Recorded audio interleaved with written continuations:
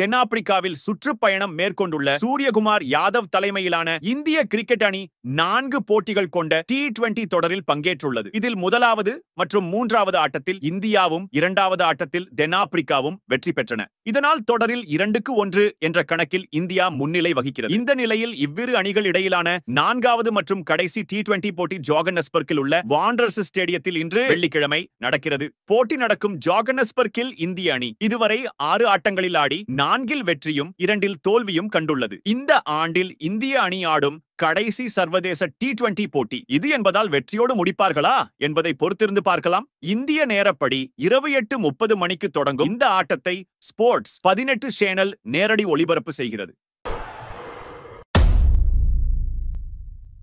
IPL போட்டியில் ஐதராபாத் அணியுடன் 10 wicket வித்தியாசத்தில் தோல்வியடைந்த பிறகு LSG உரிமையாளர் சஞ்சீவ் கோயங்கா மைதானத்தில் KL ராகுலுடன் கடுமையாக நடந்து கொண்டார். இது தொடர்பான வீடியோ சமூக வலைதளங்களில் வைரலாகி வருகிறது. இந்நிலையில் பொதுமக்களின் பார்வையில் சிக்கிய அந்த பேச்சுவார்த்தை குறித்து KL ராகுல் இறுதியாக தனது மௌனத்தை கலைத்துள்ளார். இது குறித்து அவர் கூறியதாவது: நாங்கள் 5 ஆட்டங்களில் 3 அல்லது கடைசி 4 ஆட்டங்களில் 2இல் வெற்றி பெற வேண்டும் என்று நினைக்கிறேன். இது நடந்தபோது எங்கள் அனைவருக்கும் இது ஒரு பெரிய அதிர்ச்சியாக இருந்தது. விளையாட்டிற்கு பிறகு மைதானத்தில் என்ன நடந்தாலும் அது ஒரு பகுதியாக இருப்பதற்கான மிகச் சிறந்த விஷயமாகவோ அல்லது கிரிக்கெட் மைதானத்தில் எவரும் பார்க்க விரும்பும் விஷயமாகவோ இல்லை. இது முழு குழுவையும் பாதித்தது என்று நினைக்கிறேன். பிளே ஆஃப் சுற்றுக்கு முன்னேற எங்களுக்கு இன்னும் வாய்ப்பு இருந்தது. நாங்கள் ஒரு குழுவாக அரட்டை அடித்து மீண்டும் ஒருங்கிணைக்க முயற்சித்தோம். எல்லாவற்றையும் ஒதுக்கி வைத்துவிட்டு எங்களின் சிறந்த கால்களை முன்னோக்கி வைக்க முயற்சித்தோம். நாங்கள் எங்களால் முடிந்தவரை முயற்சித்தோம். ஆனால் துரதிருஷ்டவசமாக எங்களின் சிறந்தவை எப்போதும் போதுமானதாக இல்லை. நாங்கள் எதிர்பார்த்தது போல் எங்களால் பிளே ஆஃப்களுக்கு செல்லவோ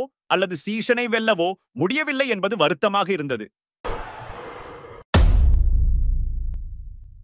IPL மெகா ஏலத்தில் யாரும் எதிர்பாராத வகையில் 2 நட்சத்திர வீரர்கள் அடங்கிய குழுக்கள் ஏலத்தில் இடம்பெறும் என IPL நிர்வாக குழு அறிவித்திருக்கிறது. IPL அணிகளுக்கு இது பற்றிய தகவலை IPL நிர்வாக குழு தெரியப்படுத்தியிருக்கிறது. கடந்த 2022 IPL மெகா ஏலத்தில் ஒரு நட்சத்திர வீரர்கள் அடங்கிய குழு மட்டுமே ஏலத்தில் அறிவிக்கப்பட்டிருந்தது. அதாவது ஒரு குழுவில் 8 முதல் 9 நட்சத்திர வீரர்கள் வரை இடம்பெற்றிருப்பார்கள். அவர்கள் சர்வதேச போட்டிகளில் ஆடிக்கொண்டிருக்கும் முக்கிய வீரர்களாக இருப்பார்கள். அவர்களை ஏலத்தில் வாங்குவதற்கு அனைத்து IPL அணிகளும் முட்டி மோதும் என்ற எதிர்பார்ப்பு இருப்பதால் இந்த நட்சத்திர வீரர்கள் குழு ஏலத்தில் முதல் சுற்றில் பங்கு பெறும். இந்த முதல் சுற்றிலேயே அனைத்து அணிகளும் தங்கள் கையிருப்பில் 30% முதல் 50% வரை செலவிடும். இந்த முறை அதிக நட்சத்திர வீரர்கள் ஏலத்தில் பங்கேற்க உள்ளதால் அவர்களை ஒரே குழுவாக அறிவிக்காமல் 2 குழுக்களாக பிரித்து ஏலத்தில் இடம்பெறச் செய்துள்ளது IPL நிர்வாக குழு. இதன் மூலம் சில IPL அணிகள் முதல் குழுவில் உள்ள வீரர்களை வாங்க முடியாமல் போனாலும் 2வது குழுவில் உள்ள மற்ற முக்கிய வீரர்களை வாங்கக்கூடிய சூழ்நிலை ஏற்பட்டுள்ளது. இந்த முறை